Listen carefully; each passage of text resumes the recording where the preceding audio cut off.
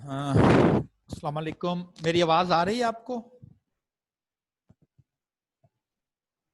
एक दो लोग ओके आ रही है आपको, ठीक है। अच्छा, आपने प्लीज आप अपने हैंड लोड कर लें डाउन। जी, आप अभी हमने जो लास्ट आप समझ लें जो कर रहे हैं, डिस्कस कर रहे हैं, उसमें था ग्राफिकल प्रेजेंटेशन ऑफ डेटा। किस तरह से आप कुछ डेटा सेट्स को जो है with the help of a graph आप लोग प्रेजेंट करते हैं। जो ग्राफिकल प्रेजेंटेशन है, this is the quick view of the data. We can say it is the fast food of the data. किस तरह से आप डेटे का जल्दी से, फास्ट फूड जल्दी से तैयार होता, ऑल्दो हेल्दी नहीं है, बहुत ज्यादा डिटेल इसमें अवेलेबल नहीं है, लेकिन क्विक रिव्यू करना हो, नॉट वेरी डिटेल्ड रिव्यू, तो आप ग्राफिकल प्रेजेंटेशन कर लेते हो। लेकिन याद होगा मैंने आपको कहा था कि एक थिंग बोली थी कि पिक्चर स्पीक्स द 1000 वर्ड्स, कि आप अपने अब्बू को बार बार कोई चीज बोलते हो और अब्बू सिर्फ आपको एक घूर के एक लगाते हैं, तो आप अपने अब्बू का एक्सप्रेशन देख के तो फौरन आप उन्हें अपने अब्बू को बोलते हो जी रहने दे रहने दे, हमें समझ आ गई, जबकि उन्होंने तो कुछ भी नहीं कहा, सिर्फ देखा ही है ना, ऐसी नजर से समझ ले, देखा है कि आप सब कुछ सेक्रीफाइस कर देते हो, वो एक लफ्ज भी नहीं बोलते और आप फौरन समझ जाते हो कि ये क्या चीज है।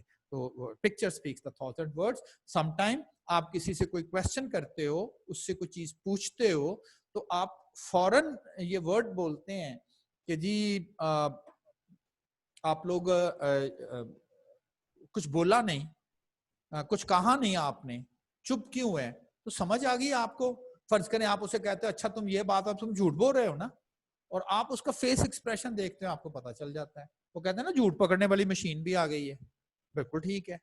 अक्सर हम लफ्ज बोलते हैं कि यार तुम्हारे तो चेहरे से लगता तुम झूठ बोल रहे हो।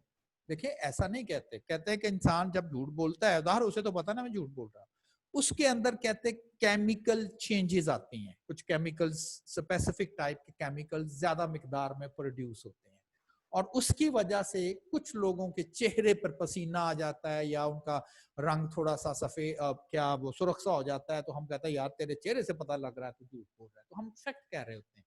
वही बस वो मशीनें जो हैं वो कहते हैं जी इंसान के जिस्म को लगा दी जाती हैं, एंड देन वो केमिकल प्रोडक्शन नोट करते हैं, क्वेश्चन के बाद अगर वो ज्यादा मिकदार में हो जाती हैं तो वो फिर आइडेंटिफाई करते हैं कि ये जो आदमी झूठ बोल रहा है। वो आपको याद होगा वो क्या मौलवी मौलाना अब्दुल कवी, वो जो था जो एक्ट्रेस को कत्ल के केस में था, तो उसका वो यही टेस्ट हुआ था ना, जिसमें उनको मशीन्स लगा के उन्होंने आइडेंटिफाई किया था कि ये सच बोल रहा है या ये झूठ बोल रहा है। तो बता रहा हूँ ग्राफ ग्राफ किस तरह से।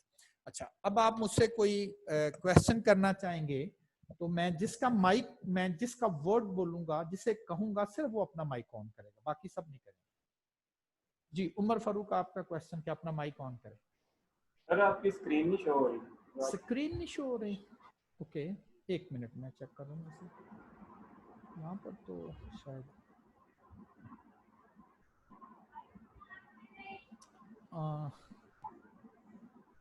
यहाँ पर तो ऐसा कोई मैसेज नहीं आ रहा। एक मिनट में चेक करता हूँ, मैं दोबारा से इसे इंस्टॉल करता हूँ।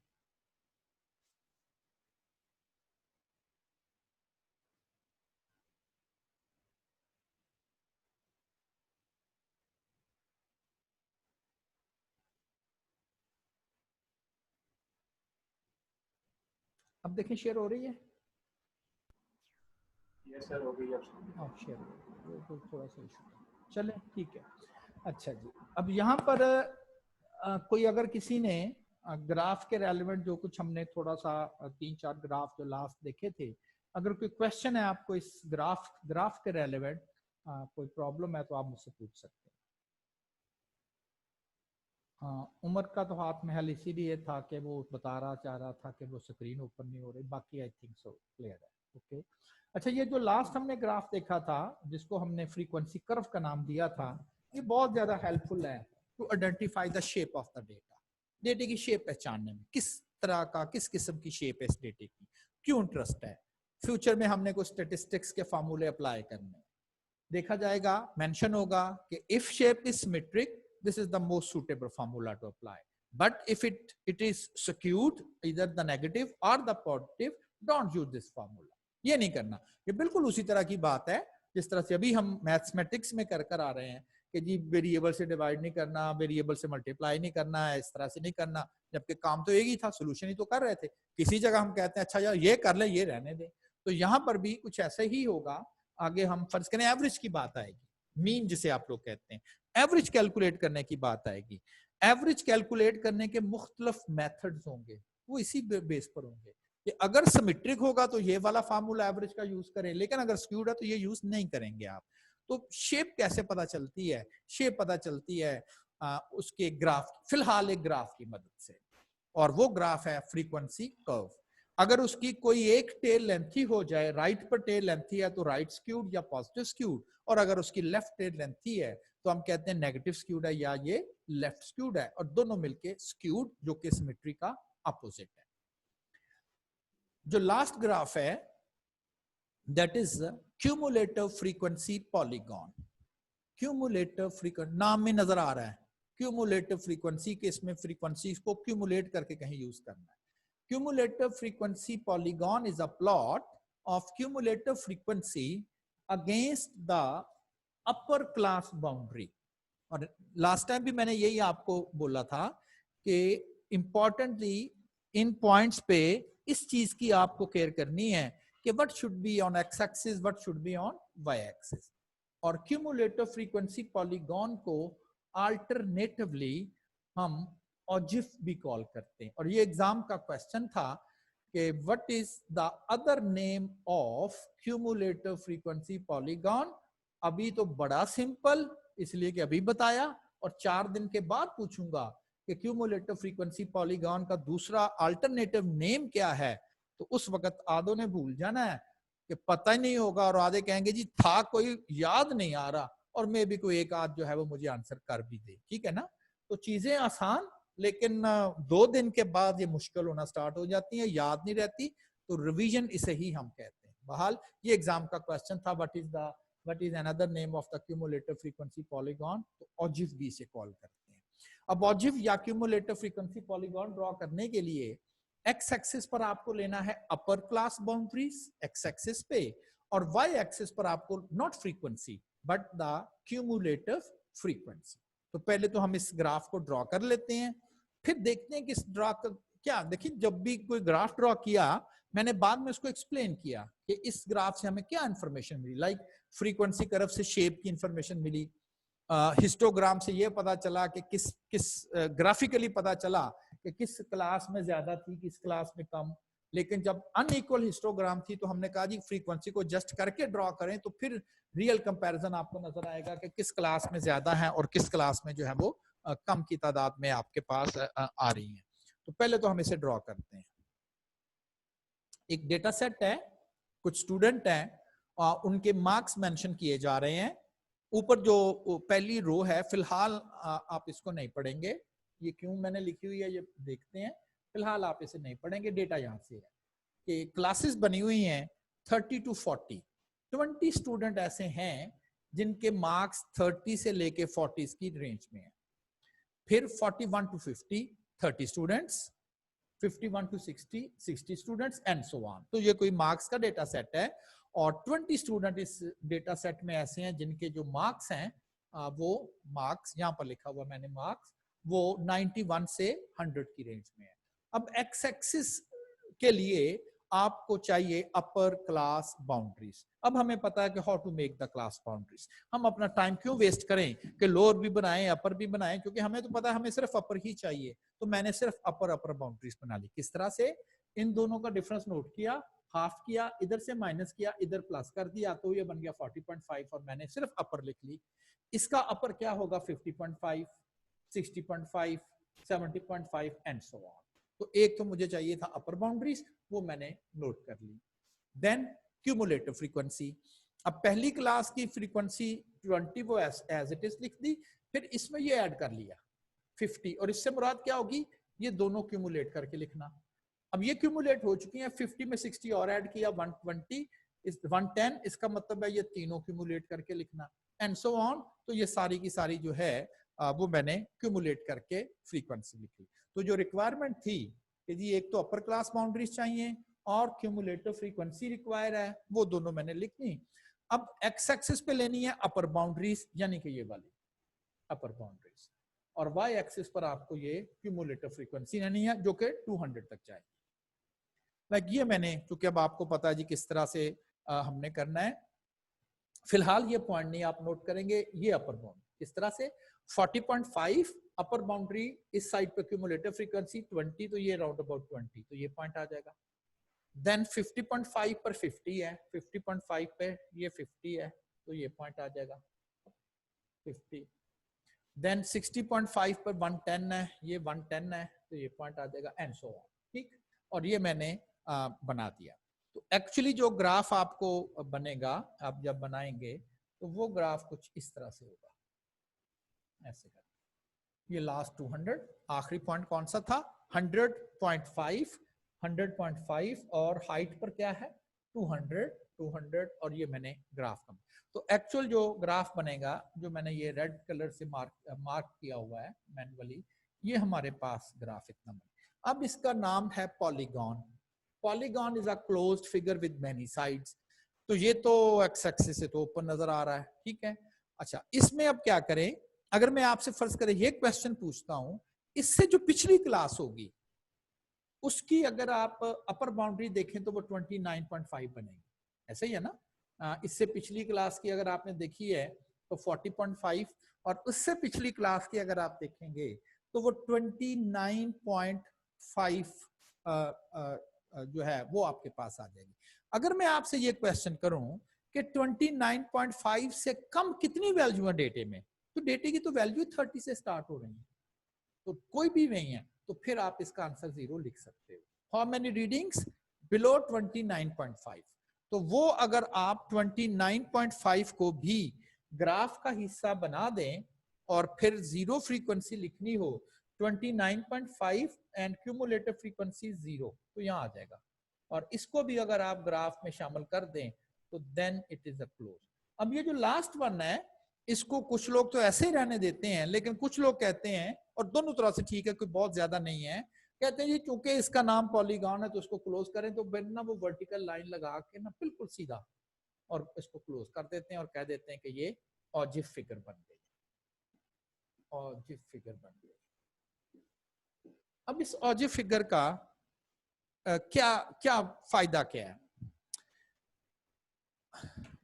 आजकल वो क्या कोरोना केसेस चल रहे हैं, फर्ज करें जब डे 1 था, जब से पाकिस्तान में डेटा कोरोना का रिकॉर्ड होना स्टार्ट हुआ है, उस वक्त पहले दिन में 10 पेशेंट हो गए, दूसरे एक दिन में 15 पेशेंट आ गए, वो सुबह 8 बजे से रात जितना भी टाइम था। अगर आपसे ये पूछूं कि पहले दिन जो थे, फर्ज करें वो 10 पेशेंट हैं, दूसरे दिन सेकंड डे ऑफ फेब के मार्च कह दें या मई कह दें, तो सेकंड मई को 15 केसेस थे। अगर मैं आपसे ये पूछूं सेकंड मई तक कितने केसेस थे, तो क्या करेंगे आप, पिछले ऐड नहीं करेंगे उसमें 15 और 10, 2 मई तक कितने थे? अच्छा, थर्ड मई 20 हो गए, थर्ड मई को 20 थे, लेकिन मैं कहूं थर्ड मई तक, अप टू थर्ड मई तक कितने थे, तो आप पीछे सारे ऐड करके बताएंगे। तो ये आपको ना ग्राफ इस तरह से मिलेगा, दैट इज क्यूमुलेटिव ग्राफ। इस तरह से आपको जो है वो ग्राफ जो है क्यूमुलेटिवली मिलता जाएगा। और अक्सर आपने सुना होगा कि जी कोरोना उस वक्त हम समझेंगे जब ग्राफ फ्लैट हो जाएगा। मतलब क्या कि दिन बढ़ते जा रहे हैं, ग्राफ बड़ा पीकली बड़ा है, लेकिन अब वो कोरोना पेशेंट जो हैं वो उतने ही रह रहे हैं और ये स्टेबिलिटी आ गई। ये पहला काम ये होगा, ठीक। उसके बाद ग्राफ जब ऐसे जाएगा और 0 लाइन पर आएगा, जहां पर ये चले गया, हम कहेंगे जी इस मुल्क में कोरोना जो है वो कोरोना फ्री हो गया। वो कर्व जो है, अब पाकिस्तान एक्चुअली डिक्लाइन पर है, स्टेबल हो चुका था अगर आप नोट करें, तो अब पाकिस्तान जो है ना वो डिक्लाइन पर है, क्योंकि डेली उनके कोरोना पेशेंट जो है वो सेहतयाब हो रहे हैं। और वो पहले अगर ये फर्ज करें ये 2 लाख हो चुके थे, अगले दिन चूंकि कम हो गए हैं तो 1,90,000 पे वो रीडिंग आ गई। तो अब ये कम होते जाएंगे एंड देन स्कूल कॉलेज खुल जाएंगे। हाँ, तैयारी करें, ग्राफ को देखते रहें। जब ग्राफ जल्दी डाउन हो जाए ना, बस तैयारी कर ले, फिर आपके स्कूल कॉलेजेस यूनिवर्सिटीज खुल जाएंगी। हमारी वैसे यूनिवर्सिटी आफ्टर ईद खोली जा रही है, 3 अगस्त को। मैं एग्रीकल्चर यूनिवर्सिटी में हूँ, तो हमें यहाँ पर मैसेज आ गया जी कि 3 अगस्त को आपने यूनिवर्सिटी अटेंड करनी है, लेकिन आपके कॉलेजेस वगैरह की क्या पोजीशन है इसका मुझे आइडिया नहीं। बहरहाल ऐसी जरा साइड डिस्कशंस पे चले गए हम लोग। तो कहने का मकसद ये था कि अगर आपको इस तरह के ग्राफ, ये कोरोना जो डिजीज है ना, उस पर जरूर मिलेंगे आप। अच्छा, अगर मैं फर्ज करें, अब ये एक साइड पर ग्राफ है और एक साइड पर टेबल है, अगर मैं आपसे ये क्वेश्चन करता हूं कि कितने स्टूडेंट इस डेटा सेट में इतने हैं कि जिनके नंबर 60.5 या उससे भी कम है, 60.5 या उससे कम।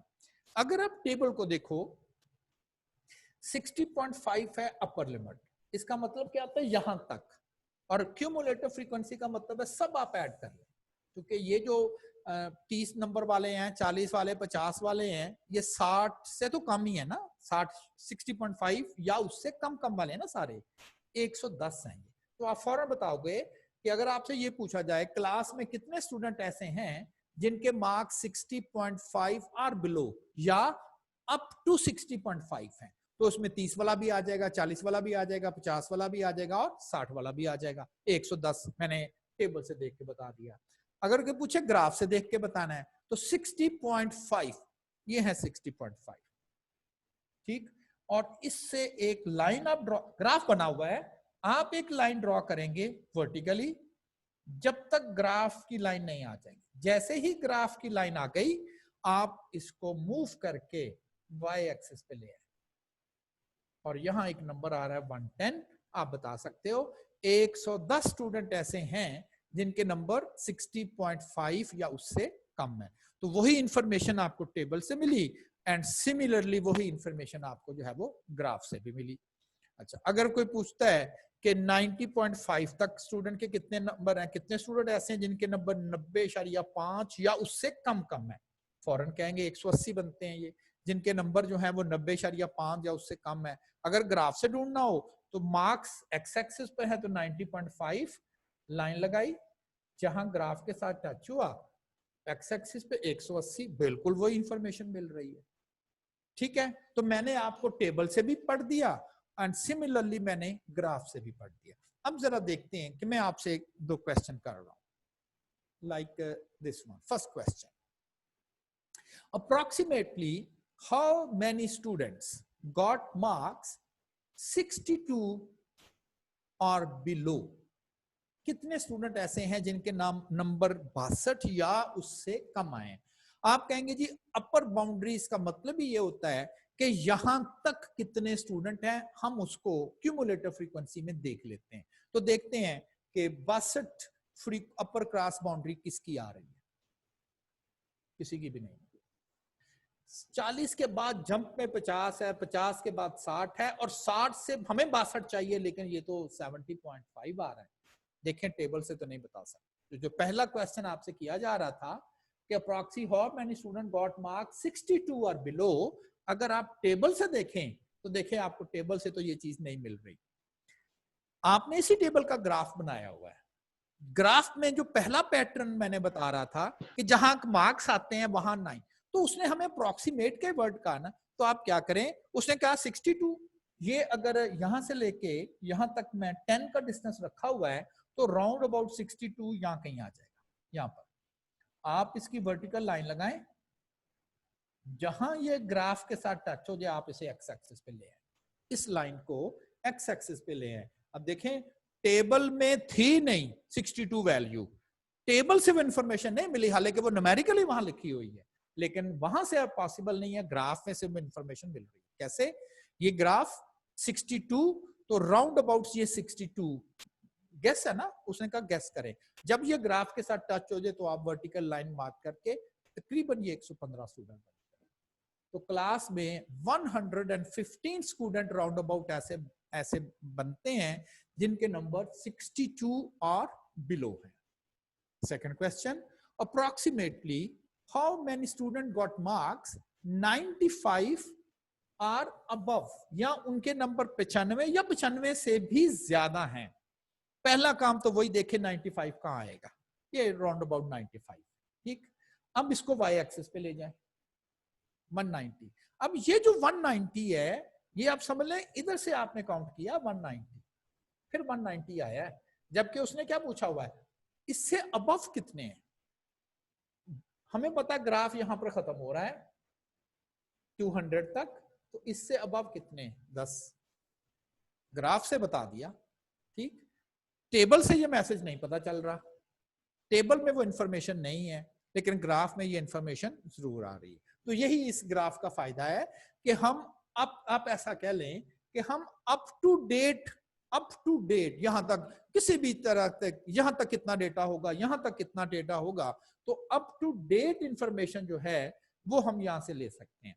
अब जो हमारे एनिमल साइंसेस के वहां पर कोलीग्स हैं, वेटनरी साइंसेस के, जो एनिमल्स के साथ सारा करते हैं, अब देखिए वो इस ग्राफ को बड़ा इफेक्टिवली यूज करते हैं। वो किस तरह से, वो एनिमल्स को इंजेक्शन लगाते हैं और फिर उन्होंने रीडिंग नोट करनी होती है कि हमने इंजेक्ट कर दिया एनिमल्स को, और उसके बाद उन्होंने नोट करना होता है कि उनके ब्लड में इस केमिकल की या मेडिसिन की कितनी कंसंट्रेशन हो चुकी है, यहां तक कितनी है।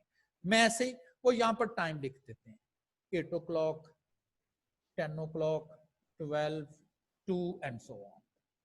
अब देखें जब वो इंजेक्शन एनिमल्स को लगा देते हैं, अब उसमें कितनी उनके ब्लड में मेडिसिन हो चुकी है कैसे पता चलेगा। वो एनिमल का ब्लड सैंपल लेंगे एंड देन उसके बाद एनालिसिस करके ये देखेंगे कि जी कितनी रीडिंग हो चुकी है। तो वो आप ऐसा कह लें, वो कहते हैं कि जी स्टार्ट जब 8 बजे इंजेक्शन किया था तो बिल्कुल उसकी कंसंट्रेशन उनके ब्लड में थी ही नहीं, और 10 बजे उनके ब्लड में जो कंसंट्रेशन है उसके 20 यूनिट हो चुके थे। ऐसे ही मैं जरा सपोज से कर रहा हूँ। अब ये आसान नहीं होता एनिमल से ब्लड सैंपल लेना। हाँ, जैसे वो आजकल वो क्या, वो टीवी पर भी देखें, वो बैल वगैरह जो है ना वो दौड़े लगवा रहे हैं, तो ये तो पॉसिबल नहीं है। हाँ, इंसान को तो कह सकते हैं जी बाजू जरा निकालें, आपका ब्लड सैंपल लेना है, तो हम आराम से बाजू आगे कर देते हैं, जाए जरा एनिमल के पास। और कभी कभी तो कहता है कि वो ऐसा, हम जब सैंपल के लिए जाते हैं उस वक्त तक उसका मूड वो बैल का खराब है या गाय या जो भी है, जानवर एनिमल है, कहता हम तो उसके करीब ही नहीं फड़कते कि इसने हमें फड़का देना है। ठीक है ना। तो सिंपल नहीं है कि हर 2 घंटे के बाद आप एनिमल से जाके और उसका ब्लड सैंपल और ये वो ले लें। फर्ज करें वो कहता है जी हम 6 कहता है जी, डिपेंड करता है, कुछ जरा शरीफ किस्म के होते हैं उनको हम जरा 2-3 घंटे के बाद ले लेते हैं, और जो जरा बड़े ही होते हैं उस तरह के तो हम उनको कहता है जी दिन में तो शायद 2 या 3 ही सैंपल लेते हैं। तो फर्ज करें कि उनके पास जो सैंपलिंग की हुई है वो उन्होंने कुछ ऐसे 8 फिर 12 बजे जाके सैंपल लिया, लेकिन ये तो पता चल गया 8 बजे कितनी उनकी मेडिसिन की कंसंट्रेशन थी, और 12 जब बजे हैं तो उस वक्त तक वो कंसंट्रेशन कितनी हो चुकी होगी ना, लाइक 50। इंटरेस्ट है कि 1 घंटे के बाद हमने नोट करना है, डेटा तो हमने 12 बजे लिया है, गेस करना है, एस्टिमेट करना है कि तकरीबन 11 बजे कितनी कितनी रीडिंग होगी या 10 बजे की कितनी रीडिंग होगी उसके ब्लड में, जबकि डेटा तो 12 बजे जाके एक्चुअली है। कहता जी फिर हम ग्राफ की मदद से गेस कर लेते हैं, तकरीबन जी 12-13-15 यूनिट बनते हैं, 11 बजे जो है ना वो 40 होंगे, तो गेस कर लेंगे ना। अब देखें यहाँ पर पैटर्न कुछ और है मेडिसिन का, यहाँ कुछ और है, यहाँ पर वो कुछ और पैटर्न चल रहा है। लाइक अगर मैं कहूँ कि कर्व फर्ज करें ऐसे करके चल रही है, ऐसे करके यहाँ पर 1 घंटे के दौरान फर्क सिर्फ इतना बड़ा है, और यहाँ जो 1 घंटे के दौरान फर्क जो है वो ज्यादा हुआ है, लाइक दिस। तो सेम तो नहीं है ना। तो cumulative frequency polygon, another name is ogive.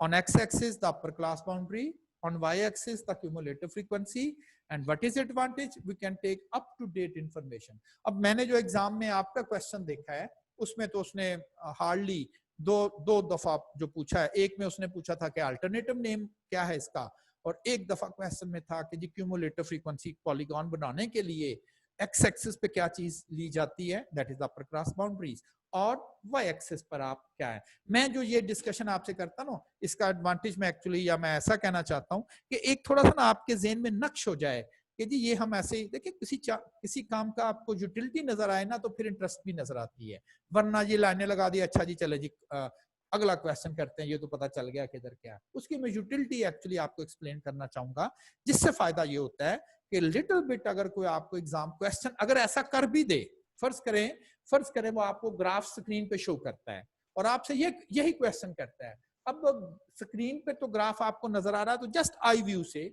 आप देख लें कि जी तकरीबन जो आंसर 110, ये नहीं वो करेगा आपको कि कहेगा जी क्या इसका आंसर 100 ए में 114 है, या 115 है या 116 है या 17 है। तो ग्राफ से तो इतना करना तो बहुत मुश्किल है ना। हाँ, वो हो सकता है कि आपको ऑप्शन ही ऐसे दे कि हमें क्लियरली इस चीजों का आइडिया हो जाए। लाइक वो एक 114 आपको रीडिंग दे देता है, दूसरी क्या देता है 210 है, 10 है या 90 है। अब आपको अंदाजा हो गया कि 120 और 110 के दरमियान में आना है। आपने कहा ना ये भी नहीं, ये भी नहीं, ये भी नहीं, तो 114 ठीक है ना। आपको एग्जैक्ट तो नहीं है, लेकिन ऐसा नहीं करेगा ग्राफ में कि बड़ा माइनर माइनर सा फर्क डाले। और अगर आप एक्चुअल ग्राफ भी ड्रॉ करने बैठ जाएं और जितनी मर्जी एक्यूरेसी भी दिखा दें तो शायद आपको ना पता चल रहा हो कि एक्चुअल नंबर क्या है। तो इस तरह का क्वेश्चन बिल्कुल वो आपसे पूछ सकता है जिसमें आपको रफली, लेकिन इतना गैप आपके आंसर्स में होगा कि आप इजीली गेस कर सकेंगे कि ट्रू आंसर क्या है। अच्छा जी, यहां तक तो graphical presentation of data set जो है वो कंप्लीट हो गई। मैंने अब इसको कंक्लूड कर रहा हूं। एडवांटेज क्या है? फ्रीक्वेंसी डिस्ट्रीब्यूशन इज यूजफुल, जो टेबल बनाया था, to represent huge data with small number of groups are classes. बहुत बड़े डेटा सेट्स हैं तो हम चंद क्लासेस की मदद से उन्हें एक्सप्लेन कर देते हैं। लेकिन इसका एक डिसएडवांटेज भी है, individual identity is lost during grouping process.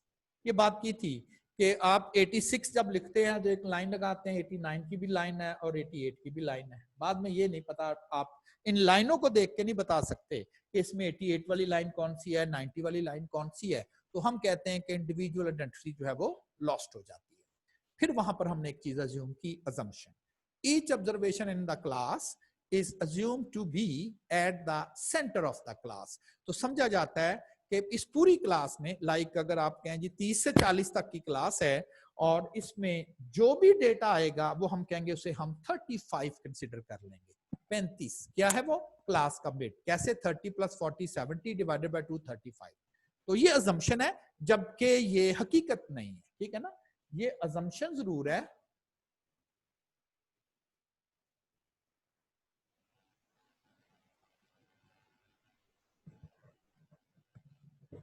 अब मेरी आवाज आ रही है? चूंकि वो कोई और किसी ने मीटिंग स्टार्ट कर दी है।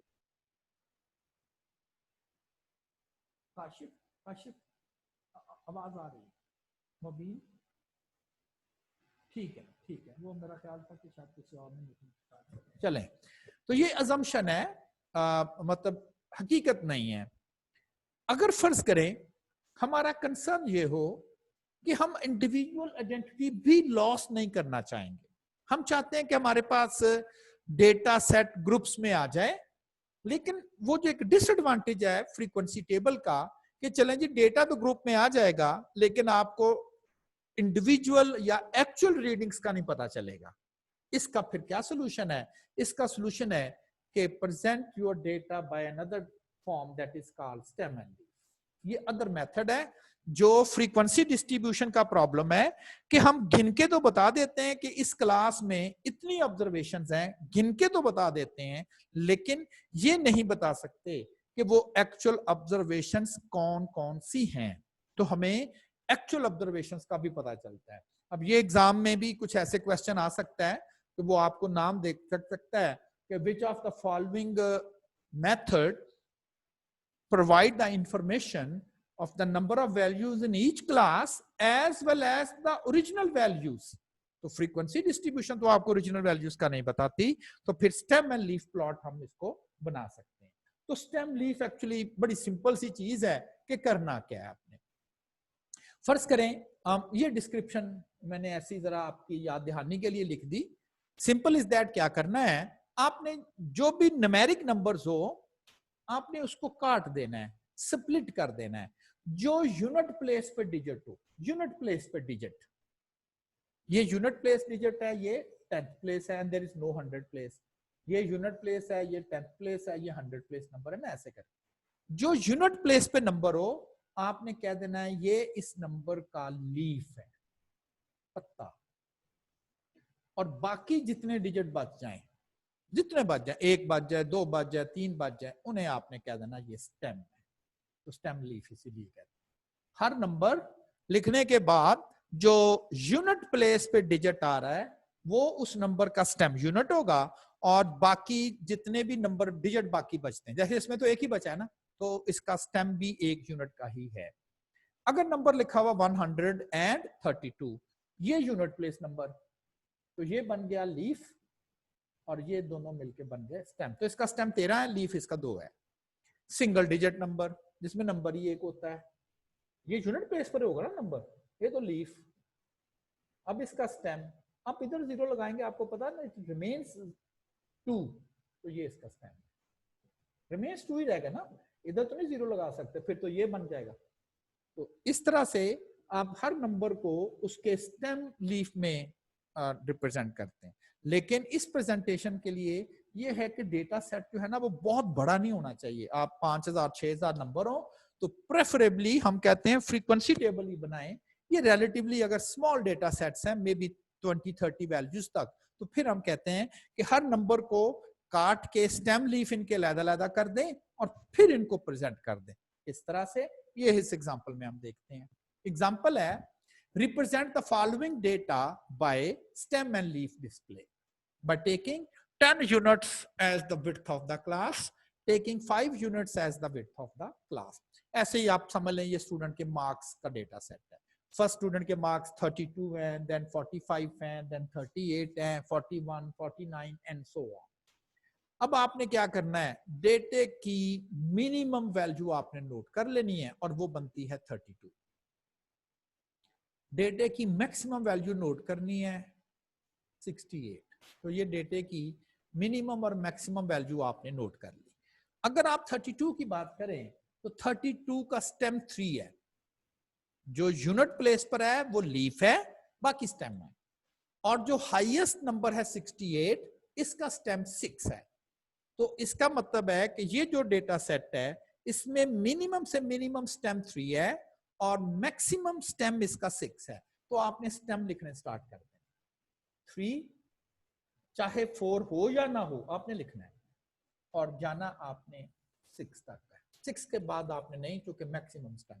तो नंबर नोट करके मिनिमम स्टेम से स्टार्ट करके आपने मैक्सिमम स्टेम तक जाना है और एक वर्टिकल लाइन लगा देनी है स्टेम के साथ, एक वर्टिकल लाइन। अब जो पहला नंबर है 32, इसका स्टेम 3 और नोट करें वो मैंने लिख दिया, इसका लीफ 2, इसके साथ पत्ता जोड़ दिया मैंने, लीफ लगा दिया 2। दूसरा नंबर 45, स्टेम 4 लिखा हुआ है, ऑलरेडी लिखा हुआ है, लीफ 5, इसके साथ लीफ लगा दिया। नेक्स्ट 38, 3 लिखा हुआ है, 8 लिखना है, स्पेस दे दें या कॉमा लगा के लगा देते हैं। अक्सर लोग कहते हैं जी विदाउट कॉमा अंडरस्टूड है जी, जैसे 28 नहीं पढ़ लेना। कोई कहता है जी गलती से 28 ना पढ़ ले कोई भी, क्यों 28 ना पढ़ ले, उसे नहीं पता ये कैसे बन रहा है, ठीक है ना। तो लाजमी नहीं है कि आप इसको स्टेम से इसको कॉमे से लैदा करें, आप सिंपली इसको इस तरह से भी लिख सकते हैं। देन 41, बस 1 लगा दिया, 4 तो लिखा हुआ था। 9, 36 6 लगा दिया, 52 2 लगा दिया, 56 51 62 63 59 68। देखिए कितनी जल्दी मैंने एक डेटा प्लेस कर दिया, ठीक है ना। तो इसका एडवांटेज भी यही है कि बड़ी जल्दी आप डेटा सेट जो है वो इसमें प्लेस कर सकते हैं। अब अगर कोई ये आपसे पूछे कि how many readings from 30 to 40, 30 से लेके 40 तक कितनी रीडिंग्स हैं, तो आपने जस्ट इन्हें काउंट कर देना, 1 2 3। तो आप कह सकते हो कि 30 से लेके 40 तक टोटल 3 रीडिंग्स हैं। How many readings from 40 to 50? 3, 1 2 and 3. How many readings from 50 to 60? 4. And how many readings from 60 to 70? 3. पता चल गया। जितने लीफ हैं, हर लीफ एक रीडिंग बता रहा है, हर लीफ एक ऑब्जर्वेशन बता रहा है। एग्जाम में इस तरह से ना एक स्टेम लीफ एग्जामिनर ने दी थी और ये कहा था कि how many total observations in the data. जिन लोगों को तो आइडिया नहीं था कि ये कैसे पढ़ते हैं, तो वो उन्होंने इस तरह से लिख लिया कि जी ये 286 लिखा हुआ है, ये 519 लिखा हुआ है, ये 2619 लिखा हुआ है, ये 238 लिखा हुआ है, ऐड कर दिया, ये इतने हजार इतने से इतने रीडिंग है। जस्ट इन्हें काउंट करते हैं, 1 2 3 4 5 6 7 8 9 10 11 12 13, तो टोटल ये 13 रीडिंग्स हैं इस स्टेम एंड लीफ में। तो कैसे, आप मिनिमम स्टेम लिखने के बाद स्टेम यूनिट, वर्टिकल लाइन और राइट साइड पे जो लीफ आता जाएगा वो हम लीफ लिखते जाएंगे। अच्छा, फर्ज करें कि कोई और रीडिंग 32 आ जाती है, तो ये नहीं कि ये लिख दिया, वो तो आपने ये लिखा हुआ है तो फिर 2 आ जाएगा, है ना, फिर लिखा जा सकता है। तो अगर कोई रीडिंग रिपीट होती है वो उतनी, अदरवाइज आप नहीं लिखेंगे। तो फिर तो अगर रीडिंग तो आपके पास ऑल टुगेदर टोटल 14 होगी, लेकिन आपने तो 15 होगी, आपने 14 लिखी हुई है। तो इसलिए कि अगर कोई रीडिंग रिपीट भी होगी तो इवन देन आप उस रीडिंग को वहां पर उसी तरह से ही लिखेंगे, यानी कि रिपीट करेंगे। तो स्टेम लीफ, मिनिमम स्टेम से आप स्टार्ट करेंगे, मैक्सिमम स्टेम तक आप जाओगे, और जो भी उसके लीफ होंगे वो आप उसके लीफ उसके साथ जो है वो अटैच करते जाओगे। अच्छा, एक चीज नोट करें कि ये जो आपने स्टेम बनाया हुआ है, ये 30, 31, 32, 33, 39, ये जो टोटल 10 नंबर हैं, 30 से लेके 39 तक 10 नंबर हैं, इन 10 के 10 नंबर का लीफ 3 है, ठीक है ना। और फिर जब 40 लिखने हम स्टार्ट करेंगे, 40, तो उस वक्त आप ये कह सकते हो कि ये जो 40 है, ये जो 4 का लीफ है, ये 10 नंबर्स के बाद आया है ना। जब तक ये 39 तक चलेंगे 10 नंबर है, तो 10 नंबर के बाद 4 है। तो मैं कह सकता हूं कि जब आप 3 से 4 पर गए हो, तो एक्चुअली ये स्टेम है ना 3 से 4 पे जाना। तो मैं अगर आपसे पूछूं कितने नंबर्स के बाद जाके ये 40 का स्टेम आएगा, आप कहेंगे 10 नंबर के बाद, 30, 31, 32। इसलिए ये जो विड्थ है इस वक्त ये 10 यूनिट की है। यानी कि आप कहेंगे 3 से 4 तक तो 1 है, ये 10 कैसे हैं? एक्चुअली 30 का अगर स्टैम्प, ये स्टैम्प लिखा हुआ ना, 30 का स्टैम्प 3, 31 का 3, 32 का 3, 33 का 3, 39 तक के जो 10 नंबर है वो स्टैम्प 3 ही रहेगा, उसके बाद 4 हो जाएगा। अच्छा, अब अगला क्वेश्चन था 5 unit as the width of the class. कहता है क्लास को आप 5 यूनिट की बना दें, बहुत बड़े बड़े लीफ बन जाते हैं, आधी कर दें, यहां पर आधी होगी, 10 है ना, 5 ये हो गए, 1 2 3 4 5, और 35 से लेके 39 तक के 5। अब इनके स्टेम लिखने हैं, इनका स्टेम क्या 3, इनका स्टेम क्या होगा, ये भी 3। दो जो क्लासेस बन गई 5-5 विड्थ की, लेकिन जो पहली क्लास बनी है 5 विड्थ की, उसका स्टेम भी 3, दूसरे का स्टेम भी 3। तो फिर आप जब लिखते हो तो 2 दफा लिखना 3, एक दफा। फर्क क्या पड़ेगा, आप कहें जो पहला स्टेम है वो ऐसा स्टेम है कि जिसके जो लीफ होंगे वो या 0 हो सकता है, या 1 या 2 या 3 या 4। पहला जो स्टेम है उसके लीफ 0 से 4 तक कोई हो सकते हैं, और जो दूसरा 3 होगा उसके लीफ 5 से 9 तक ही हो सकते हैं। लाइक अगर मैं देखूं कि ये देखें, मैंने 2 दफा 3 लिख दिया, 2 दफा 4 लिख दिया, 2 दफा 5 और 2 दफा 6, 5-5 के आ गए। और कोई जरूरी नहीं है, लेकिन शायद मैंने ज्यादा क्लियर करने के लिए लिख दिया है कि स्टेरिक एंड डॉट, किसी के साथ कोई भी सिंबल यूज कर सकते हैं, याद नहीं स्टेरिक डॉट ही यूज करना, anyone are called place holders. और यहां पर मैंने उनको इंडिकेट कर दिया कि जहां स्टेरिक लगा होगा, जिस स्टैम्प के साथ स्टेरिक लगा होगा, वहां जो लीफ आप लगाएंगे वो 0 या 1 या 2 या 3 या 4 में से कोई होगा। और जहां डॉट लगा हुआ है वहां के जो लीफ लगेंगे वो 5 से लेकर 9 तक कोई लीफ हो सकते हैं। अब क्यों ऐसा करना, एक तो ये जाहिर है कि शायद एग्जाम में एग्जामिनर आपको सिंपल ये क्वेश्चन करे डेटा इस तरह से लिखने के बाद, क्या है कि what is the width of the stem unit, इसकी विड्थ। आप 2 दफा देखें आप कहें 5-5 है, आप 1 दफा देखें आप कहेंगे 10 है, ठीक। अच्छा, अब डेटा सिंपल प्लेस करना 32, आप कहेंगे 3 2 दफा आ रहा है, किधर के साथ लगाना, तो 2 है ना। और यहां मेंशन है कि 4 तक के जो लीफ लगेंगे वो पहले स्टेम के साथ लगेंगे, और 4 के बाद 5 हो, 6 हो, 7 हो, ये देखिए 6 भी इधर आया और 8 भी इधर आया। तो इस तरह से इससे फर्क क्या होता है कि जो समटाइम ना लीफ बहुत लेंथी हो जाते हैं, पूरी लाइनें लग जाती हैं, तो कहते हैं जी काट के जरा आधे आधे कर दे, देखें इसके लीफ जरा शॉर्ट हो जाते हैं। तो बस यही इसका है कि हम डेटा सेट को जो है वो थोड़ा सा शॉर्ट करके जो है वो लिख सकते हैं। फर्ज करें यही देखें एक डेटा सेट है, बड़ा जरा इसमें कुछ ज्यादा रीडिंग्स हैं। उसने कहा जी स्टेम लीफ से प्रेजेंट करना है। मैंने देखा कि मिनिमम रीडिंग इसमें 70 आ रही थी, वो मैंने 7 से लीफ स्टार्ट कर दिया, और अगर मेंशन नहीं है तो बाय डिफॉल्ट हम 10 ही ले लेते हैं। और मैक्सिमम रीडिंग जो थी वो 132 जो थी इस डेटा सेट में वो आ रही थी, तो वो मैंने लिख लिया। तो start from 7 ends up with 13, और जैसे जैसे ये 85 है, 8 लिखा हुआ है, शायद 4 था ये, उसने अरेंज कर दिया डेटा। हाँ, समटाइम ना डेटा अरेंज करके लिखते, जरूरी नहीं है। ये देखें बड़ा ना उसने अरेंज करके लिखा हुआ है, यानी कि लीफ वैसे लगा के फिर लीफ के अंदर अरेंजमेंट कर देते हैं कि स्मॉलर लीफ पहले लिख देते हैं अरेंजमेंट्स में, और लार्जर लीफ जो है वो बाद में लिख दिया जाता है, और कह दिया जाता है कि जी ये हमने स्टेम लीफ की फॉर्म में डेटा सेट को जो है वो प्रेजेंट कर दिया है।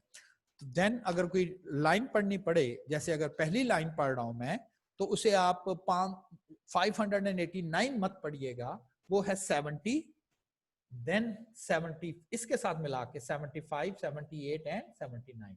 अगर पूछे कि टोटल ऑब्जर्वेशन डेटा में कितनी है, तो इसे जीरो नहीं किए गए, इसे नहीं काउंट करना, ये तो जीरो है, काउंट करना है। ये 90 लिखा हुआ है, जैसे 90, जैसे ये 70 लिखा हुआ है, तो बस आप लीफ काउंट कर लेंगे तो आप बता सकते हैं कि इस डेटा सेट में टोटल ऑब्जर्वेशन कितनी है। और अगर कोई ये पूछे कि 90s की रेंज में कितनी है, तो 90, then 2 times 92, then 93, then 97 and then 99, तो बता सकते हैं कि ये कितनी। तो ये एडवांटेज है कि हमें इंडिविजुअल भी पता चलते हैं, यानी कि उनका नंबर्स भी पता चलते हैं कि हर ग्रुप में कितनी कितनी ऑब्जर्वेशंस हैं, और एट द सेम टाइम अगर हमें ओरिजिनल ऑब्जर्वेशंस भी रिक्वायर हो तो वो भी की जा सकती है।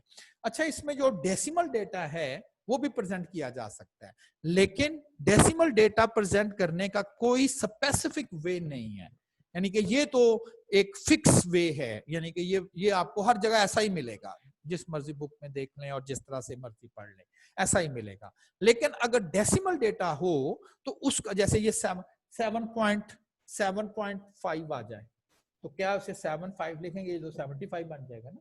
तो उसको लिखने के डिफरेंट पैटर्न है, क्योंकि वो फिक्स नहीं है, उसकी जरा एक्सप्लेनेशन हर जगह पर डिफरेंट होती है। और आई कैप ने भी अपने बुक में मेरे ख्याल इसीलिए मेंशन नहीं किया हुआ कि how to present the decimal data through stem and leaf plot, तो मैं उसको भी इसलिए स्किप कर रहा हूं कि आपके उसने मेंशन नहीं किया हुआ। अदरवाइज ये नहीं है कि हम उसको प्रेजेंट नहीं कर सकते, कर सकते हैं, लेकिन चूंकि उसको प्रेजेंट करने का वे फिक्स नहीं है, कोई कैसे कर देता। फर्ज करे मैं आपको बता देता हूं कि डेसिमल में डेटा ऐसे प्रेजेंट करना स्टेम लीफ में, और वो जो आई कैप का पेपर आता है उसमें किसी और मेथड से, क्योंकि बुक अगर तो वो बुक में दे तो मैं देख लूं कि उसने कौन सा अडॉप्ट किया है, तो फिर ये गड़बड़ हो जानी है।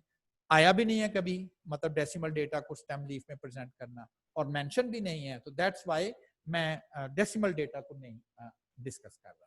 अच्छा जी, अब मैंने आपको कहा था कि जब मैं आपको कहा करूंगा ना, फिर हम मुझसे क्वेश्चन किया करें, तो आप अपनी ना ड्यूरिंग लेक्चर एनर्जी ना वेस्ट किया करें।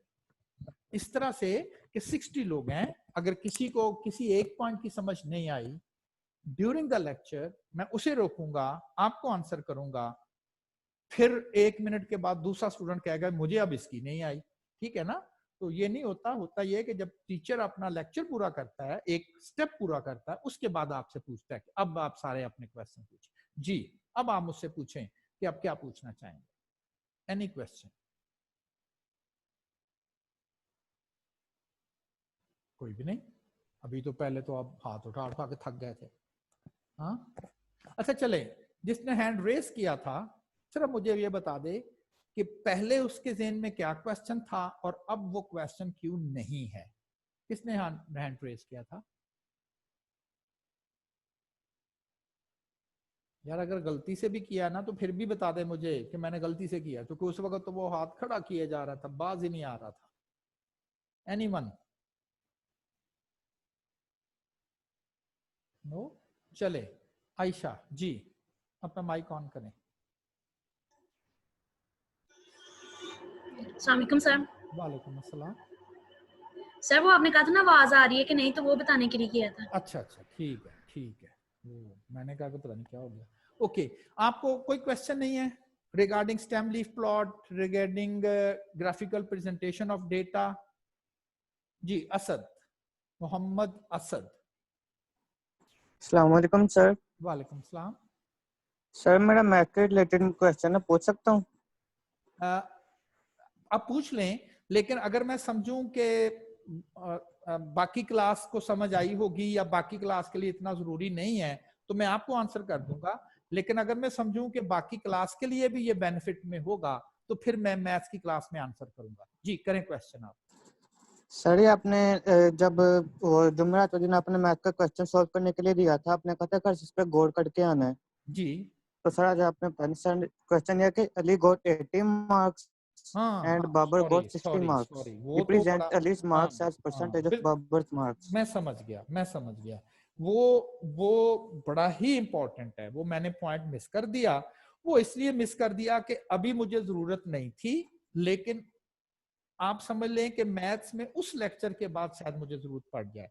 तो अब आपने क्या करना है कि कल जब आपने मैंने क्लास स्टार्ट करनी है मैथ्स की, तो बड़ा इंपॉर्टेंट है। मुझे याद आ गया कि अली ने कुछ मार्क्स लिए हुए हैं, फिर दूसरा कोई स्टूडेंट है बाबर, शायद उसके कुछ मार्क्स हैं, और मैंने बड़ी एक ना तो मैंने आपको टोटल बताया है कि आप कहें जी टोटल बताएं तो हम आपको परसेंटेज बता देते हैं, टोटल नंबर भी नहीं बताए। और फिर मैंने बड़ा एक ऑकवर्ड सा क्वेश्चन समझ ले पूछा हुआ है जिसमें मैंने कहा है represent the Ali's marks as a percentage of Babar's marks. तो इस स्टेटमेंट का क्या मतलब है और कैसे कैलकुलेट करना है, और मोस्ट इंपॉर्टेंटली कि इसकी इंटरप्रिटेशन क्या है। तो ये बहुत इंपॉर्टेंट है। ये जब कल मेरी मैथ्स की क्लास स्टार्ट होगी तो मैं इक्वेशन काल दो चैप्टर मैंने स्टार्ट किया है, लेकिन मैं उससे पहले आपको ये चीज जो है वो एक्सप्लेन करके आपको जरूर। ओके सर, कल मैथ्स की class. Thank you sir.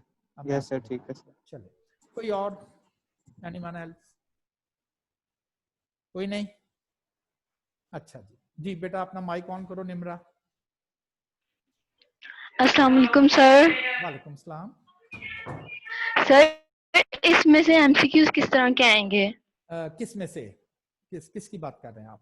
Stem and leaf में से। स्टेम एंड लीफ में से। एक तो आपने काम ये करना है कि आपकी जो आई कैप की बुक है उन्होंने अपने हर चैप्टर की एंड पे एक एक्सरसाइज दी हुई है एमसीक्यूज की, ठीक है ना? 20 के राउंड अबाउट में 20 या 30 के राउंड अबाउट एमसीक्यूज है, तो उसमें से आपको गैस हो जाएगा। तो एक सोर्स आपका ये है कि जी एमसीक्यूज किस तरह के आएंगे। सेकंड, आपने अपनी ये जो पढ़ रहा हूँ और बीच बीच में मैं आपको एक्सप्लेन भी समटाइम कर देता हूँ कि जी स्टेम एंड लीफ में उसने एक दफा ऐसा भी किया था कि उसने कहा था what is the width of the stem, तो समझा दिया कि विड्थ कहाँ से जज करनी है। अगर स्टेम एक दफा लिखा हुआ है तो 10 की, अगर 2 दफा लिखा हुआ तो 5 की है। एक दफा क्वेश्चन आया था स्टेम लीफ, उसने बता दिया और कह दिया how many values, total values in the data. Answer मैंने कर दिया, उसने नीचे आंसर लिखे हुए थे 10 है, 15 है, 20 है, तो लीफ काउंट कर लेंगे। अगर आप लीफ काउंट करेंगे तो आप बता सकते हैं कि how many observation in data, leaf को काउंट कर देंगे ना आप। ठीक, एक तो सोर्स आपके लिए ये हो गया। सेकंड, मैं आपसे क्वेश्चन सर जी जी जी सर एग्जामिनेशन में तो हमें एमसीक्यूज आएंगे, लेकिन हमारे पास पेजेस भी होंगे जिस पे हम सॉल्व करेंगे। जी पेजेस भी होंगे जिसके ऊपर आप सॉल्व करेंगे। सर तो एक एमसीक्यूज को सॉल्व करने के लिए इतना ज्यादा टाइम लग जाएगा? कितना ज्यादा? क्योंकि सारा टेबल बनाना होगा। आपको किसने कहा टेबल बनाना है? अगर मैं आपको ये कहूँ, फर्ज करें आपको मैं यही क्वेश्चन बोर्ड पे जो इस वक्त नजर आ रहा है, मैं आपसे क्वेश्चन पूछ, मैं क्वेश्चन की स्टेटमेंट लिखने की ऐसा आपको जरूरत नहीं है, लेकिन फर्ज करें एग्जाम में ये क्वेश्चन आता है, स्टेम लीफ उसने आपको दी हुई है और आपसे मैं ये क्वेश्चन कर रहा हूँ how many total observations in the data. मैं आंसर लिख रहा हूँ A 10, B 13, C 9 and D 15। कौन सा आंसर है इसका? How many total observation? 13। कितनी देर में आपने जवाब दे दिया? 5 सेकंड में। इसलिए कि आपको आता था। अगर आपको नहीं आता ना तो आप 2 घंटे के बाद भी कहेंगे हमें कैसे पता चलेगा कि डेटा में ऑब्जर्वेशन कैसे, कहां से पता चलता है? What is the stem unit? What is the width of the stem unit? 10। लेकिन 3 के बाद तो 4 आता, वो तो 1 होता। आप 10 क्यों कह रही हैं? अब आपको चूंकि समझ, आपको मैंने एक्सप्लेन किया था कि 30 to 39 these are the 10 observations that represent the same stem। कौन सा? 3। फिर 40 पे जाना है। अब देखिए, आप मुझे खुद बताएं ये कितनी देर में लगता है, शायद 2-4 सेकंड। और एग्जाम में आपको पर क्वेश्चन अगर एवरेज की बात करें तो राउंड अबाउट 1.5 मिनट का वो देंगे, क्योंकि आपके 70 क्वेश्चन होंगे और आपके पास 180 मिनट्स हैं, तो ये तो तकरीबन 1.5 के राउंड अबाउट आपको मिल जाएगा ना। तो ये फिक्र नहीं है, क्योंकि अभी आप इस सिस्टम में नए हो, ठीक है ना। अभी तो आपने 4 लेक्चर्स पढ़े हैं, आपका एग्जाम होगा, आपके क्लास टेस्ट में इतने क्लास टेस्ट करूंगा कि आपको वैसी प्रैक्टिस हो जाएगी, जिसे कहते हैं ना जबानी याद हो जाएगा, ठीक है ना। तो ये 2 सोर्स हैं, आपके टेस्ट होंगे। और फिर जब आप ये हमारा कोर्स कंप्लीट हो जाएगा तो एक बुक है और राउंड अबाउट उसमें कोई 1100-1200 MCQs हैं। तो जब आप पूरी तरह अपने पूरा कोर्स प्रिपेयर कर लेंगे तो 1 वीक या 1 और 2 वीक्स में वो फिर 1000 राउंड अबाउट MCQs जो हैं वो मैं आपको सॉल्व करूंगा, तो काफी प्रैक्टिस हो जाएगी। Thank you sir. चले, और किसी का कोई क्वेश्चन हो तो चले, मेरा ख्याल नेक्स्ट क्लास का भी टाइम हो रहा है। चले जी, अल्लाह हाफिज।